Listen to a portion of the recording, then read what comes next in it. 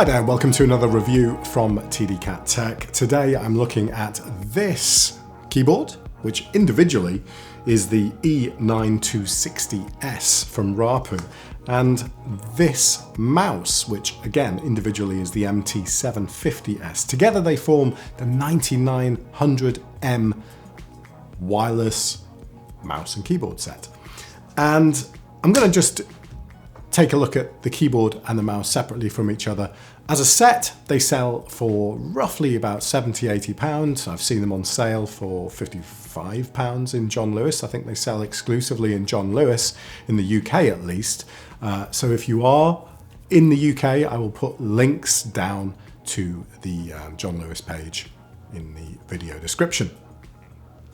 So the big thing with all Rapoo stuff is their multi-mode wireless technology. The point is, with these products, is that they have multiple Bluetooth connections and also 2.4 gigs. So they have Bluetooth 4 compatibility, but they also have Bluetooth 3 compatibility. And okay, yeah, we're further forward now. We're kind of up to what, Bluetooth 5.1 or something. But the idea here is that you can use, because with a simple device like this, with a keyboard and a mouse, you want to be able to use it, I guess, with everything, don't you? You don't want to have that situation where, oh, this older laptop doesn't support Bluetooth 4, so I can't use my keyboard. You have to be able to use a keyboard. And that's the great thing. They have independent sort of, they have one sort of radio that just covers the whole lot and goes down to Bluetooth 3.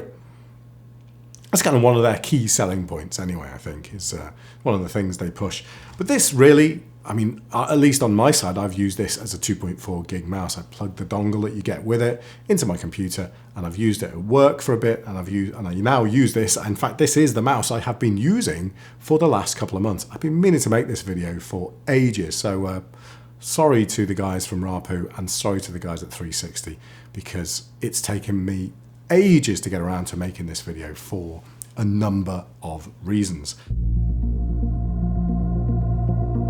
This mouse is great. It's a really nice ergonomic design. It fits in the hand. You can see here from the the molding fits in the hand nicely. You've got this kind of rubber feel molding around the edge. It hasn't kind of shown any signs of wearing yet. I can imagine maybe over time this type of grippy material, while it's really nice to use when it's in tip-top condition, can get a little bit sort of almost like sticky after a while. It gets sort of tacky to touch just because of the oils from your hand and stuff, but only time will tell. I've had this for a couple of months and it's absolutely fine.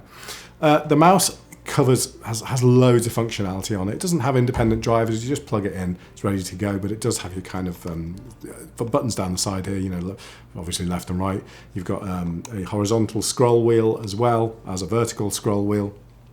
So it's kind of got all the more advanced buttons than just a standard kind of 2-button and vertical scroll wheel mouse. But you also have 2 extra buttons on it. First one here at the top is to change your wireless mode. So if you're using this mouse on, like, for example, now I'm on my desktop here and I'm using it in 2.4 gig mode. If I go to work and I take this to work, I can just press that button once and it switches to Bluetooth, and I then connect it to my work PC. So nice and easy to switch between the wireless modes. You also have a really handy setting, which is this one here, the one below. It's a DPI setting, and that, funnily enough, changes the DPI setting on the mouse. You can change that in software, but what that basically does is control how fast or how much you have to move your mouse to move your cursor X amount of distance across the screen. So if you are working, in my case, on, say, I don't have a control desk for doing video editing, but it's nice to be able to have a mouse where you can just switch to a really precise mode, so you have to move it quite a lot for the cursor to just move a tiny bit on the screen. Equally, if you're gaming or something like that, you might want to have precision around sort of aiming a kind of rifle or something, and it depends what kind of game you're playing, of course. But yeah, so you can switch there between 3 different DPI settings, really simply, without going into any of the Windows software. It's rechargeable, so you don't have to bother with batteries on this, but you do have to, of course, bother with recharging it. But it lasts absolutely ages. I just leave it on all the time, and I have charged it, I think, once since I got it, and use it kind of every day. So yeah, it lasts absolutely ages. And They claim, now this is just a claim, it's not something that I've really been able to substantiate that much, that the laser sensor, as they call it, is really good at working on multiple different surface types. So, glass or, just the more difficult kind of surfaces for mice to work on. I've found that it isn't the best of the bunch. It is fine. It works on anything I've put it on, but I have a glass desk here, and if I take my mouse pad away and put it directly on the glass, it doesn't work on glass. So maybe not quite as good as they say in that sense.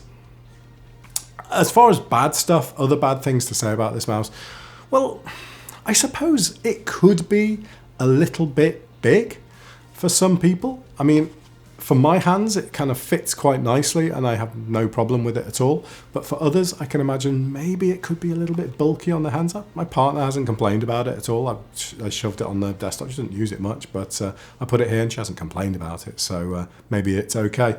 But the other thing is that the USB cable that came with this is a micro USB. So you think, great, I'd be able to just use any micro USB cable, because I actually either it didn't come with it or I threw it away by accident. I'm not sure which. But the way this is designed, now I'm going to hold this up to the camera. I don't know if you'll be able to see this here.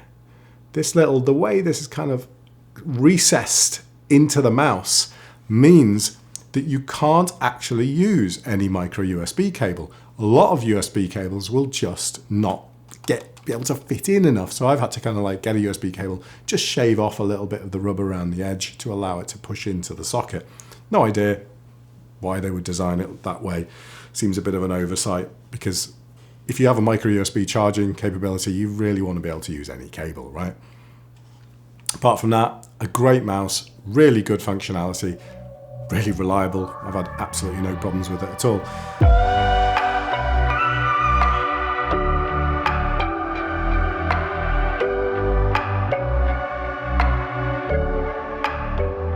Now let's have a quick look at the keyboard. Now this is a thing of beauty. I'm going to hold it up to my tungsten light here. There we go. Look at that. Makes it look a lot more impressive, doesn't it? As opposed to the sheen of the white one there. There we go. Yeah. It's a lovely looking keyboard and it's beautifully made. It has an aluminium, or I think it's an aluminium upper and a stainless steel back. So there's a few finger marks on there, sorry about that. But so this is basically a fully metal keyboard. It isn't one solid metal piece.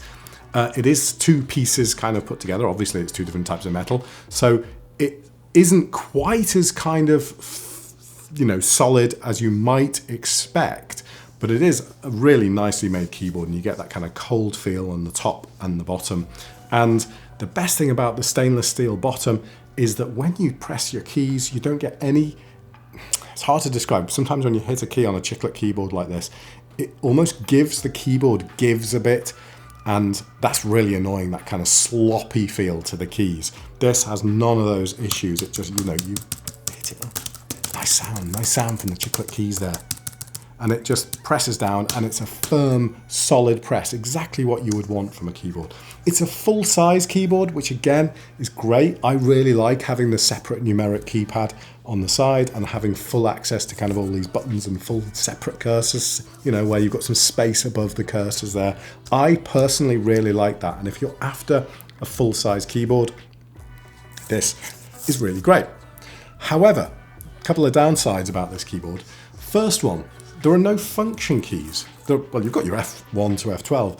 What I mean by that is you haven't got an extra sort of function key on the keyboard. Most keyboards now will have some kind of extra functionality. If I just pick up the actual keyboard I use on my desktop here, all my function keys, it's a bit bright that, isn't it?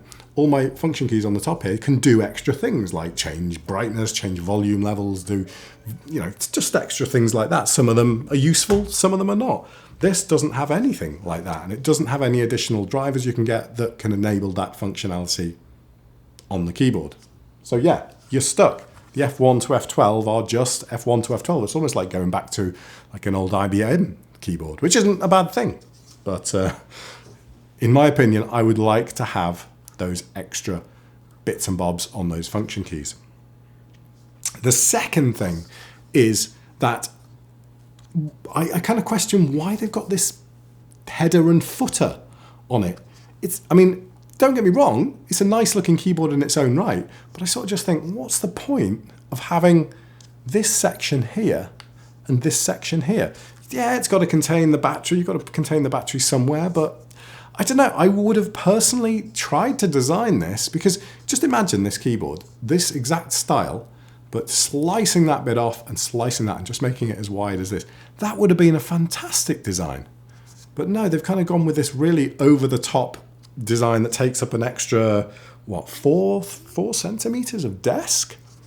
I think that was a bit of a miss there.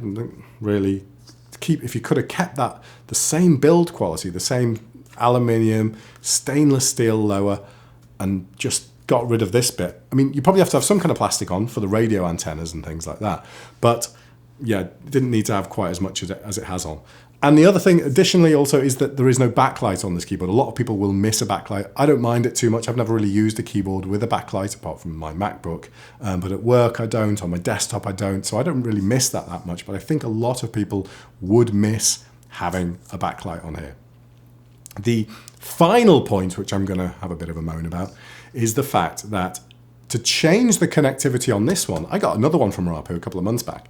And on that one, to change the connectivity, you had a function button, and you did function 1, function 2, function 3, or function 4. That changed between your first 3 Bluetooth connections and your 2.4 gig connection. It was dead easy. This one, you have to dig around on the bottom here and flick this switch, and then you have to press connect. And it's just unnecessarily fiddly to get a simple job done, when I've seen how it can work, and just pressing 2 buttons together and it just went and popped up and immediately connected to the new device. Much better solution.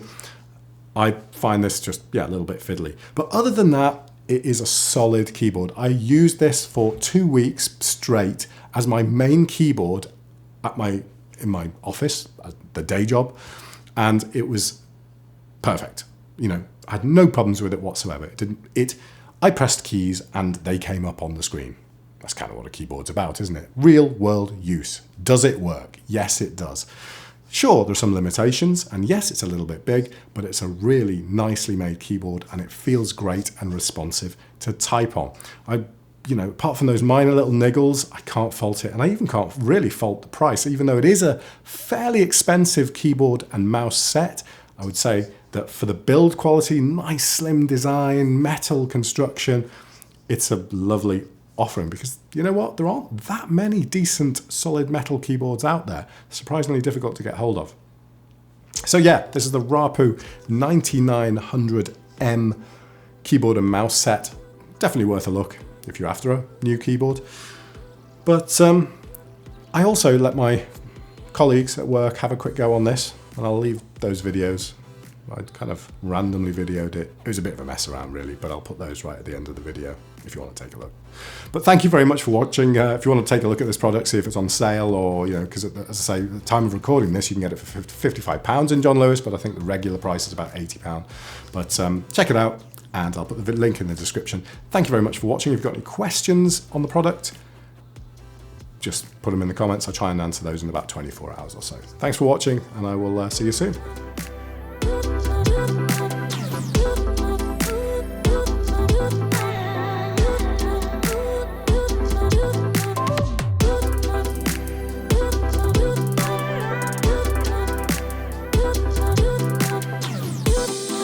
So this keyboard in a work environment, I could just use this one, I suppose, but this works nicely. But instead of me using it, I'm going to give it to I'm going to give it to Mark, because Mark is using a classic workhorse office Lenovo mechanical keyboard. So let me just open up Notepad on my right, go for it.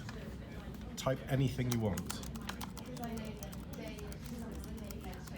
How's it feeling? It's nice. The feel of it is lovely. Really responsive buttons. I've now forgotten what I've written on the pad, so... It's not coming up on your screen, is it? No. It's nice, I like it. The end key especially. But, I mean, compared with this, because this is like... Can I press this, or is this going to break? Press it away. Press it, right. These things are noisy. but they are really responsive and really kind of just really positive. But Are you happy with the kind of like almost slimy sort of soft action of this? Yeah, no, I think works for again, it's responsive. It does exact. When I do an F, it gives me an F. So it's really nice. So it's a keyboard that presses keys. Yeah, it hits all the buttons for me. Brilliant. Chris, you give that a go. You've also got a Lenovo Workhorse. I do. You can type that. I don't know if I assume it'll work from here. This is a little bit further down the desk, but give it a whirl. Give it a whirl and see how it. Sure.